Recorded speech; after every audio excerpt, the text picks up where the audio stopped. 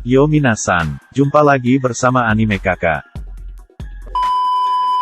Setelah pada chapter sebelumnya, pertarungan Kid dan Law kembali ditampilkan, mereka berdua kewalahan melawan Big Mom hingga terkapar menghadapi serangan tanpa ampun darinya.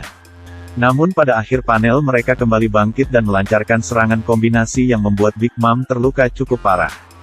Namun secara mengejutkan, Big Mom dapat bangkit kembali. Bahkan tangan yang tadinya patah akibat serangan combo Law dan Kid dapat disembuhkan dengan kekuatan Soru-Soru no Mi.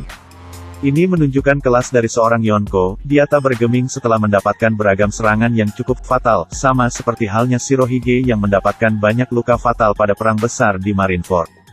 Pada chapter kali ini pertarungan Big Mom melawan combo Kid dan Law akhirnya mencapai puncaknya. Berikut review dan pembahasan lengkap One Piece chapter 1039. Sebelum ke pembahasan, bagi kalian yang belum berlangganan channel Anime Kakak, silahkan untuk menekan tombol subscribe untuk mendapatkan informasi seputar One Piece dan anime lainnya. Pada bagian sampul, kita diperlihatkan kelompok topi jerami yang sedang berjalan menyusuri hutan lebat untuk mencari petualangan. Ini hampir sama seperti pada petualangan pertama kru topi jerami saat memasuki lautan Grand Line di Pulau Little Garden. Sampul ini juga menarik karena menampilkan Luffy yang sedang berbincang dengan seekor kera yang memakai mahkota layaknya seorang raja. Apakah ini adalah petunjuk jika Luffy akan mengaktifkan jurus baru yang mengambil tema Raja Kera yaitu Sun Wukong? Kita tunggu saja di chapter selanjutnya. Pada panel pertama, ditampilkan Momonosuke yang sedang berfokus untuk memindahkan Onigashima secara bertahap menjauh dari ibu kota, sehingga dapat meminimalisir kerusakan akibat pertarungan dahsyat dari peperangan.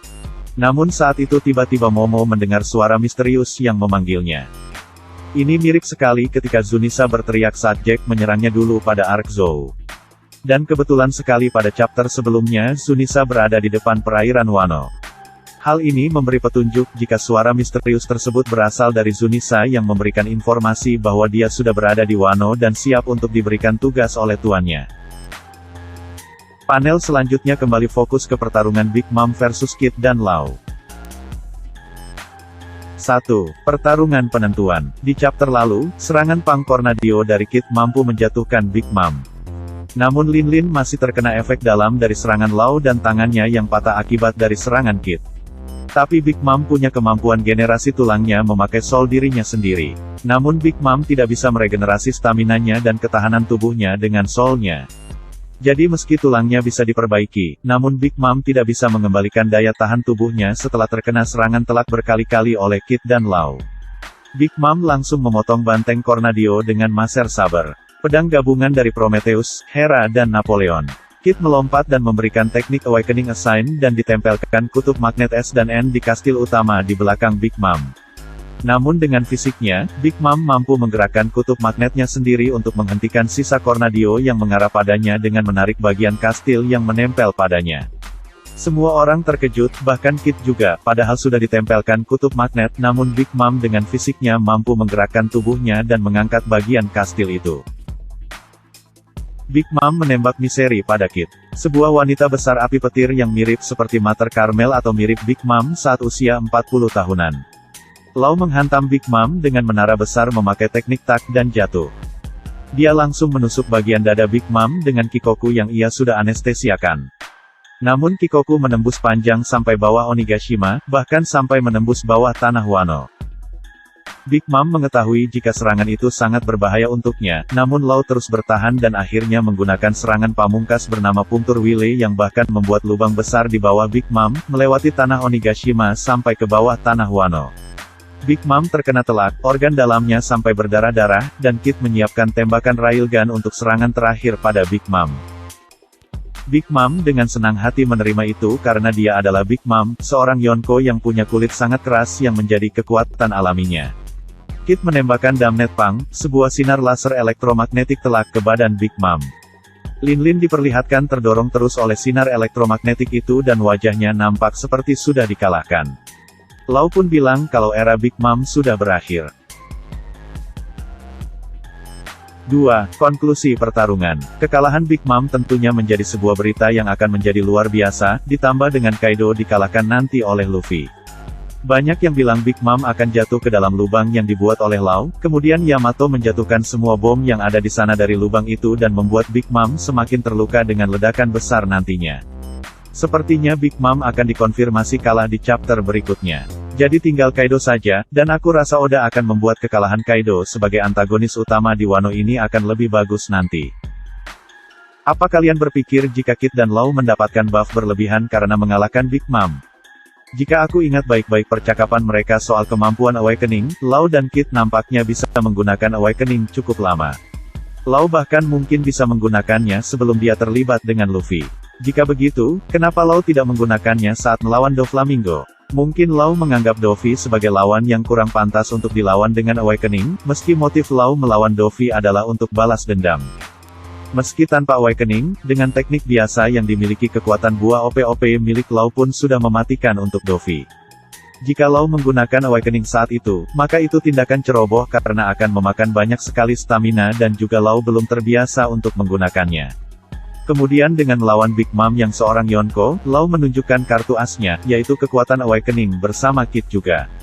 Jika mereka tidak menggunakan Awakening, mereka takkan menang, itulah yang mereka yakini.